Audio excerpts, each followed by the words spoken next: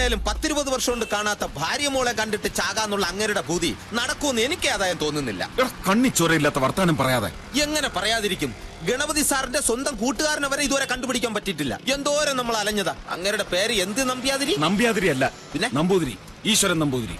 എടാ ഐഡിയ, പത്രത്തിലൊരു പരസ്യം കൊടുത്താലോ? ഗണപതി സാറ് ഭാര്യ മകളെ അന്വേഷിക്കുന്നു എന്ന് പറഞ്ഞു. അതൊക്കെ സാർ കുറെ പയറ്റി നോക്കിയതാ. അതിന്റെ പേരിൽ കുറെ കാശ് പോയതെന്ന് വെച്ചാ. അപ്പൊ ആ വഴി അടഞ്ഞു. ഞാൻ നോക്കിയിട്ടേ ഒരേ ഒരു വഴിയേ ഉള്ളൂ. എന്ത് വഴി? ഒരമ്മയും മോളെ സംഘടിപ്പിച്ചു കൊടുക്കും. അതിന് വേണ്ടിട്ടല്ലേ നമ്മൾ ഇത്രയും നാൾ കറങ്ങി നടന്നത്. ഇതുവരെ ഒന്നും കിട്ടിയില്ലല്ലോ. എടാ, ഞാൻ ഉദ്ദേശിച്ചതേ ഒരമ്മയും മോളെയും സെറ്റപ്പ് ആക്കി കൊടുക്കുക. ഒറിജിനൽ അല്ല, ഡ്യൂപ്ലിക്കേറ്റ്. നിന്നെ എനിക്ക് ഭയങ്കര ഇഷ്ടമാടാ മന്ദബുദ്ധി. എന്ത്? എടാ പിന്നെ പണ്ട് അങ്ങേരക്ക് ആ സ്ത്രീയെ നല്ല രീതിയിൽ അറിയാന്നുള്ളതുകൊണ്ടല്ലേ അതിലൊരു കുഞ്ഞുണ്ടായത്. ഇനി വേറൊരു സ്ത്രീയെ ഭാര്യ വേഷം കെട്ടിച്ച് അങ്ങേരെ അടുത്തുകൊണ്ട് പോയാൽ അങ്ങനെ വിശ്വസിക്കോ? എന്നാ അമ്മ വേണ്ട, മോള് മതി. കറക്റ്റ്. അമ്മ ചിക്കൻ കുനിയ വന്ന് ചത്തുപോയി, അങ്ങനെ പറയാം. അങ്ങനെ ഒരു മോളെ കിട്ടിക്കഴിഞ്ഞാൽ അതിന്റെ സന്തോഷത്തിൽ അദ്ദേഹത്തിന്റെ അസുഖമെല്ലാം ഭേദമാവും. പിന്നെ അതിനുവേണ്ടി നമ്മൾ കാണിക്കുന്ന ഈ ചെറിയ കള്ളത്തരം അത് ദൈവം പൊറുക്കൂടാ. പക്ഷെ അങ്ങനെ ഒരു മോളെ എവിടുന്ന് കിട്ടും? അതൊരു പ്രശ്നമേ അല്ല. ഇങ്ങോട്ട് നോക്കെ, ഞാനുണ്ടാ, ഞാൻ റെഡി ആക്കും.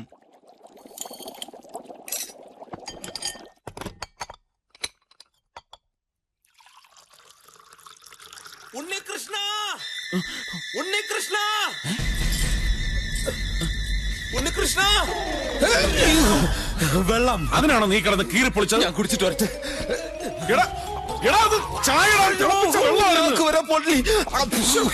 നീ തണുപ്പ് വേണ്ട, ഞാൻ കോള കുടിക്കാം.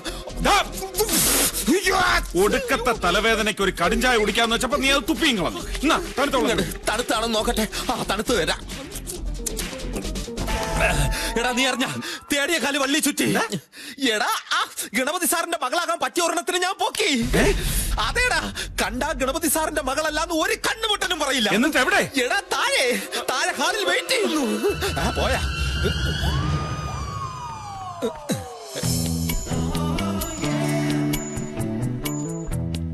എവിടുന്ന് കിട്ടി? ഞാൻ കുഴിച്ചെടുത്ത്. എടാ, അതൊക്കെ വിശദമായിട്ട് പിന്നെ പറയാം. ആളെങ്ങനെയുണ്ട്? ബാക്കി നോക്കേ, ഫ്രണ്ടിൽ നിന്ന് എങ്ങനെ? എന്താ നിന്റെ ഉദ്ദേശം? എന്റെ കൊക്കിന് ജീവനുണ്ടെങ്കിൽ ഞാൻ അതിനൊന്നും സമ്മതിക്കില്ല. ഗണപതി സാറിന്റെ മോളെന്ന് പറയുമ്പോ ഒരു എടുപ്പൊക്കെ വേണ്ടേ? അതാ ഞാൻ ചോദിച്ചത്. അല്ലാതെ നീ. ഞാൻ വിചാരിച്ചു. എന്നാലും ആ നല്ല മനുഷ്യന് നീ ഇപ്പൊ ചെയ്ത ഈ ഉപകാരം ഉണ്ടല്ലോ, ദൈവം നിനക്ക് കൂലി തരും. Thank you. അപ്പോ സാറിനോട് പറയാലോ? പറയാം. എടാ, ഇനി സാറിന് കണ്ടിഷ്ടപ്പെട്ട് മോളായിട്ട് അംഗീകരിച്ച് കഴിയുമ്പോ എവള് നമ്മുടെ അടുത്ത് മുട കാണിക്കൂ? ഇതൊരു പാവ കന്യാസ്ത്രീ അല്ലേ? നീ കന്യാസ്ത്രീയാണോ പിടിച്ചോണ്ട് വന്നേക്കുന്നത്? കന്യാസ്ത്രീ അല്ല ഞാൻ ഉദ്ദേശിച്ചത്. അഹങ്കാരവും ജാടയും കുഴിത്തുരുമ്പൊന്നും ഇല്ലാത്ത ഒരു പാവം കന്യകയായ സ്ത്രീ എന്നാണ് ഉദ്ദേശിച്ചത്. എന്നാ ഇനിയിപ്പോ വൈകിക്കാണ്ട് നീ എവിടെങ്കിലും മാറി നിൽക്കും. ഞാൻ പോയി സാറിനോട് പറഞ്ഞിട്ട് എങ്ങനെ കഷ്ടപ്പെട്ട് അധ്വാനിച്ച് എനിക്ക് ഇവിടെ കൊണ്ടുവരാമെങ്കിൽ ഈ വിവരം ഞാൻ തന്നെ സാറിനോട് പോയി പറയാം. നീ പോയി പറയാനോ? എടാ, നിന്നെ ഇവിടെ കണ്ടാലുണ്ടോ? ഒരു കുഴപ്പമില്ല. ഇന്നലെ ഉച്ചയ്ക്ക് മണിയടിച്ചപ്പോ ഞാനല്ലേ ചൂടുവെള്ളമായിട്ട് പുള്ളിയുടെ അടുത്ത് പോയത്. അപ്പൊ അയാള് പച്ചയ്ക്ക് എന്റെ മുഖത്തൊക്കെ ചോദിക്കുക, നിന്നോടൊപ്പം ഉള്ള ഒളിച്ച താമസമൊക്കെ സുഖം തന്നെ അല്ലേന്ന്. ഞാൻ അവിടെ ഒന്ന് ഒരേ ചിരി.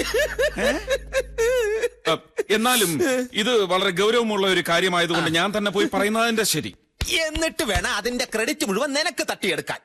മോനെ, പോപ്പിനെ നീ കുർബാന ഓതാൻ പഠിപ്പിക്കല്ലേ. ഞാൻ തന്നെ പോവും. അവിടെ പോക്കുണ്ട്. അയ്യോ, പേടി, എനിക്ക് പേടിയാ. എന്നാലും പോവും. ഹായ് കുട്ടി, അവിടെ നിൽക്കേ.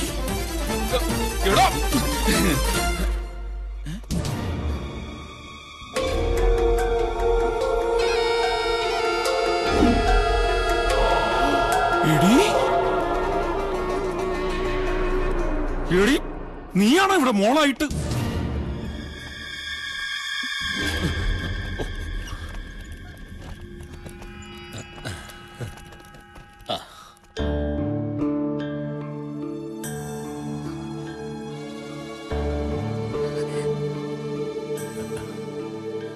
പാവം കുട്ടി. ജനിച്ച നാൾ മുതൽ അച്ഛന് തേടിയുള്ള അലച്ചിലായിരുന്നു. അതാ ഈ ക്ഷീണം.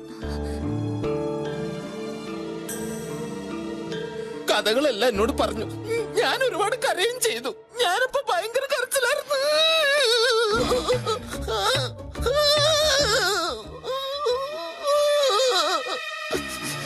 എനിക്ക് താങ്ങാൻ പറ്റുന്നില്ല. ഞാൻ ഉരുട്ടട്ടെ? ഏറ്റില്ല. നീ കൊണ്ടുവന്നാണെന്ന് പറഞ്ഞാ മതി. പൊളിഞ്ഞടി ഭയങ്കരി.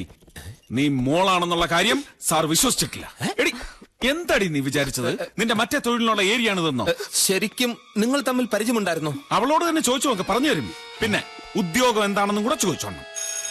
എന്റെ ദൈവമേ, അയ്യോ അതെ, ഇവിടെ വിലപിടിപ്പുള്ള ഒരുപാട് സാധനം ഉള്ളതാന്ന് ഇവിടെ തന്നെ കാണണം. ഞാൻ വന്നിട്ട് 100ലേക്ക് വിളിക്കാം. 100 എന്ന് പറയുന്ന ഫയർഫോഴ്സിന്റെ നമ്പർ അല്ലേ? കുട്ടി, ശരിക്കും ഇവിടെ എന്താ സംഭവിച്ചത്? ഒരു ബെല്ലടി കേട്ടു. ശരിയാ, ആ ബെല്ലടി ഞാനും കേട്ടു. എന്താ പറഞ്ഞേ? ഞങ്ങളോട് ക്ഷമിക്കണം. ക്ഷമിക്കാനോ?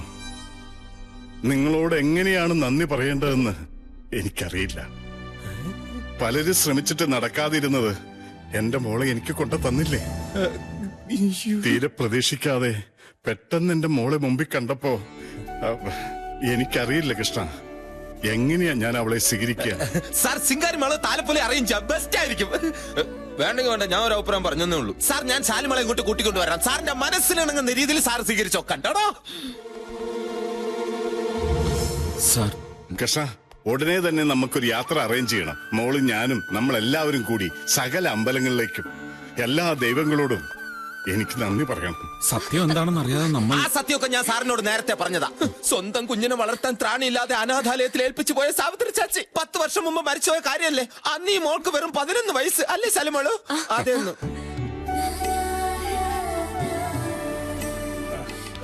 ഇനി അച്ഛനായി മോളായി അവരുടെ പാടായി. അവരുടെ ലോകത്തേക്ക് നീ ഒരു കട്ടെറുമ്പാവരുത്. പോടാ പോടാ. എടാ, നീ ഇപ്പൊ ഗണപതി സാറിന് കൊണ്ടു കൊടുത്ത ആരെയാണെന്ന് എനിക്കറിയൂ.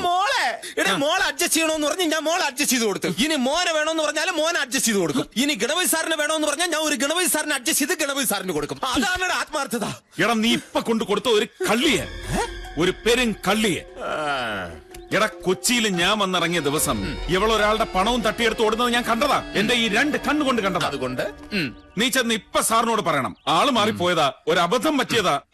ഇനി നിനക്ക് വിഷമാണെങ്കിൽ അവള് കള്ളിയാണെന്നൊന്നും പറയണ്ട. അവൾ എവിടെങ്കിലും പോയി പണ്ടാറടങ്ങട്ടെ.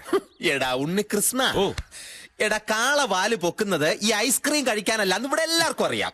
എനിക്ക് നേരത്തെ തോന്നി നീ എന്തേലും ഉടക്കുണ്ടാക്കിയിടുന്നു. എടാ, അതുകൊണ്ടല്ലേ ഗണപതി സാറിന് മോളെ കെട്ടിവരാൻ ഞാൻ ചെന്ന് പറയാന്ന് പറഞ്ഞപ്പോ നീ വേണ്ടാന്ന് പറഞ്ഞത്?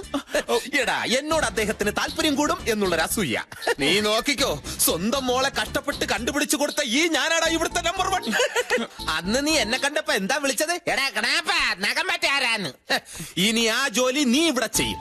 ഞാൻ ഇവിടുത്തെ ജനറൽ മാനേജർ ആയിട്ട് ഒരു വിലസും. അപ്പൊ നീ പോയി സാറിനോട് മാറ്റി പറയില്ല? ഇല്ല, വേണ്ട, ഞാൻ പോയി പറയാം. എനിക്കത് പറഞ്ഞല്ലേ പറ്റും. നീ അവിടെ നിൽക്ക്. നിനക്ക് അയാളോട് ഇത്ര ആത്മാർത്ഥം അയാളായിരുന്നു നിന്റെ അമ്മായിയപ്പനാ? എന്റെ അമ്മായിയപ്പനോ അല്ല അപ്പാപ്പനോ അല്ല. പക്ഷേ അയാൾ എന്നെ വിശ്വസിക്കുന്നു. അങ്ങനെ ഒരാളെ ചതിക്കാൻ എനിക്ക് വയ്യ. ഞാൻ പോയി പറയും. നിന്റെ കാലി ഇത് എത്ര കിലോമീറ്ററാണ്? ഒരു കാലി അവിടെ നില്ല്. എന്നെ കൊന്നിട്ട് വേണം നിന്നെ സമ്മതിച്ചിരിക്കണു. കണ്ടില്ലേ, അയ്യർ സാർ ഇപ്പൊ പുലിക്കുട്ടിയാ. എന്റെ ട്രീറ്റ്മെന്റിന്റെ ഗുണം കൊണ്ടൊന്നുമല്ല, മനസ്സന്തോഷം. ഏത് അസുഖത്തിനും ആ ഔഷധം മാത്രമേ ഉള്ളൂ. ഏതൊക്കെ വഴിയിൽ എങ്ങനെയൊക്കെ ശ്രമിച്ചതാ. ഒടുവിൽ കൃഷ്ണൻ തന്നെ വേണ്ടി വന്നു മകളെ കണ്ടുപിടിച്ചു കൊടുക്കാൻ. ഈ കൈ എനിക്ക് മാത്രം അവകാശപ്പെട്ടതാണ്. സംശയം വേണ്ട ഡോക്ടറെ, ഞാനല്ലേ മോൾ അഡ്ജസ്റ്റ് ചെയ്ത് കൊടുത്തത്, അല്ല കണ്ടുപിടിച്ചു കൊടുത്തത്. ഏതായാലും ഇനിയിപ്പൊ ഇങ്ങനെ അങ്ങ് പോയാ മതി. ഒന്നിനും ഭയപ്പെടണ്ട. പറഞ്ഞത് കേട്ടല്ലോ. നീ അതിനിപ്പോ വീട് വിട്ടു പോകേണ്ട കാര്യമല്ല. എന്റെ കൈക്കാരനായിട്ട് നീ ഇവിടെ തന്നെ കൂടിക്കോ, ഞാൻ അഡ്ജസ്റ്റ് ചെയ്യാം. ഞാനേ സാറിനോട് അവളെ കുറിച്ചുള്ള മുഴുവൻ സത്യവും തുറന്നു പറയാം. അയ്യോ, അത് കുഴപ്പാവും.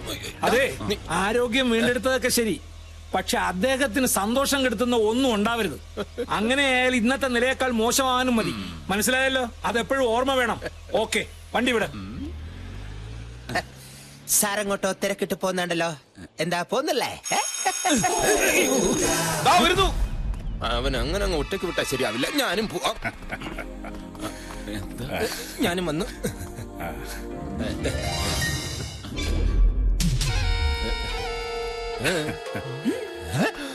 അയ്യോ, ഇതെന്തോന്ന്? ജ്വല്ലറിയുടെ പരസ്യോ? Super super. ഇപ്പൊ ജനകോടികളുടെ വിശ്വസ്ത സ്ഥാപനമായി. കുട്ടി എന്നാ ഇനി സലാലയിലും കൂടെ തുറന്ന് പ്രവർത്തനം ആരംഭിക്കുന്നേ? തിരിച്ചു പോരുമ്പോ സാവിത്രിക്കും എന്റെ മോക്കും വേണ്ടി അവിടെ വെച്ച് കരുതി വെച്ച സ്വർണ്ണാഭരണങ്ങളാണ് ഇതെല്ലാം. ഇനി ഈ ആഭരണങ്ങളെല്ലാം അണിഞ്ഞു വേണം എന്റെ മോളെ എനിക്കെന്നും കാണാൻ. പക്ഷെ ഒരു പ്രശ്നമുണ്ട്. എന്തോന്ന്? അനാഥാലയത്തിൽ നിന്ന് ശാലുവിനെയും കൂട്ടി ഇറങ്ങുമ്പോ ആ നേഴ്സമ്മ പറഞ്ഞത്. നേഴ്സമ്മ എന്ത് പറഞ്ഞു? ഒന്നും പറഞ്ഞില്ലല്ലോ. ആ നേഴ്സമ്മ പറഞ്ഞു ശാലുവിന് സ്വർണ്ണം ഉപയോഗിക്കാൻ പാടില്ല, എന്തോ ഒരു അസുഖത്തിന്റെ പേര് അതെന്റെ നാവിന്റെ തുമ്പിലിരിക്കുന്നു. എടാ, തുമ്പത്തിരിക്കുന്ന അസുഖമല്ല, കരുനാക്ക്. എനിക്കുണ്ട്. അലർജി മറ്റോ ആണോ?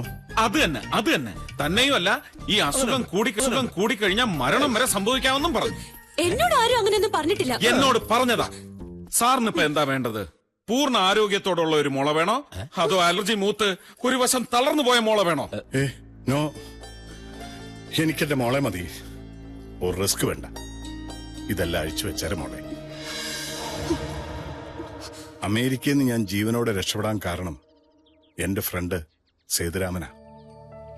അയാൾക്കൊരു മകനുണ്ട്, ജയരാമൻ.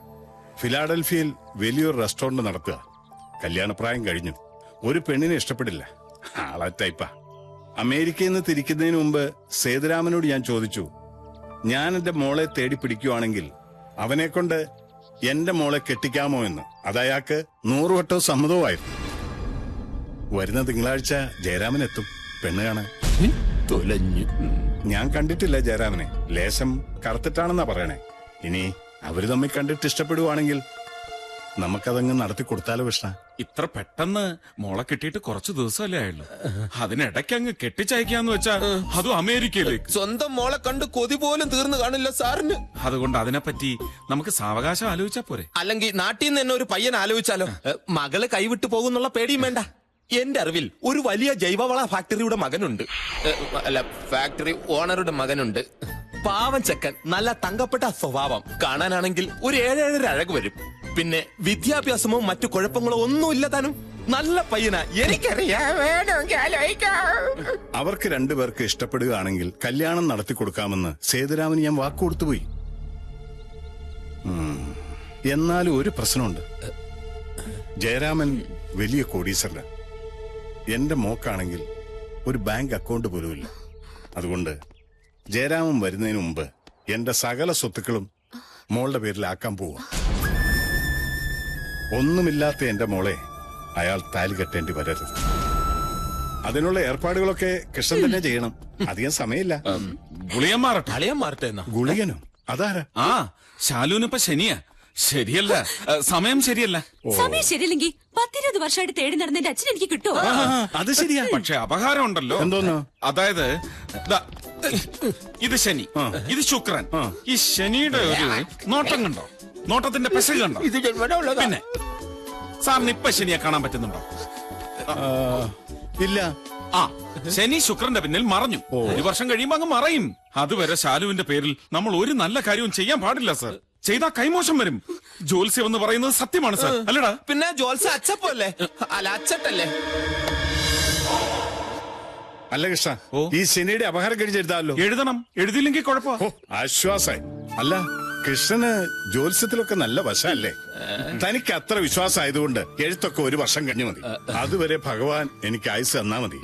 ആ, പിന്നെ കൃഷ്ണ, തിങ്കളാഴ്ച കൃഷ്ണൻ തന്നെ എയർപോർട്ടിൽ പോയി ജയറാമിനെ കൂട്ടിക്കൊണ്ട് വരണം. മറ്റേ കാര്യം എന്താ? ഓ, ആ കൃഷ്ണ, നമ്മുടെ ഔട്ട് ഹൗസ് ഒക്കെ ആകെ വൃത്തികേടായി കിടക്കുക. അതിനെന്താ, അത് വൃത്തിയാക്കിക്കളയാം. വൃത്തിയാക്കിട്ട് കൃഷ്ണൻ അങ്ങോട്ട് മാറിക്കോളൂ. ഒപ്പൽ അകത്തെ കാര്യങ്ങളൊക്കെ നോക്കട്ടെ.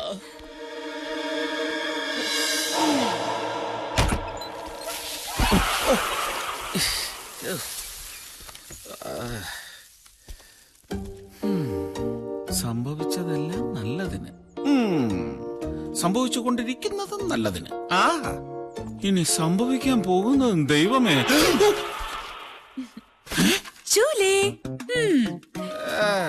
ഇവിടെയൊക്കെ വൃത്തിയാക്കുന്നത് കൊള്ളാം. പിടിച്ച് വേഗം പിടിക്ക്. എല്ലാം നല്ല കണ്ണാടി പോലെ തിളങ്ങണം. നിന്റെ മുഖവാടി ആദ്യം വൃത്തിയാക്കേണ്ടത്. എന്നിട്ട് നിന്റെ വൃത്തികെട്ട മറ്റേ മുഖം നാട്ടുകാരെ മുഴുവൻ വിളിച്ച് കാണിച്ചു കൊടുക്കും. അയ്യോടാ, എന്നിട്ട് എന്താ അങ്ങനെ ചെയ്യാഞ്ഞേ? ഏത് നിമിഷവും നീ അത് പ്രതീക്ഷിച്ചു. പെട്ടെന്ന് വേണം. ഇപ്പോ ബംഗ്ലാവിന് നേരെ ഔട്ട് ഹൗസിലേക്ക് ആയിട്ടുള്ളൂ. ഇനി ഔട്ട് ഹൗസിന് നേരെ തെരുവിലേക്കാ. അതിനു മുമ്പ് നമ്മളത് അറിയിച്ചില്ലെങ്കിലേ ഞാൻ തന്നെ ഗണപതിയോട് അങ്ങ് ചെന്ന് പറയും.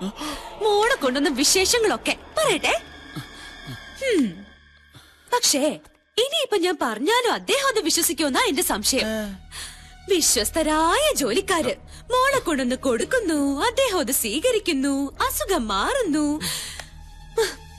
വന്ന് ഇപ്പൊ എനിക്കൊരു സംശയം, ഞാൻ തന്നെയല്ലേ അദ്ദേഹത്തിന്റെ മോളെന്ന്. ദേ സത്യം, ഒരച്ഛൻ മകളെ വിളിക്കുന്നത് കേട്ടില്ലേ? പോട്ടെ, ബൈ. ഇഷ്ടമല്ലടാ, എനിക്കിഷ്ടമല്ല.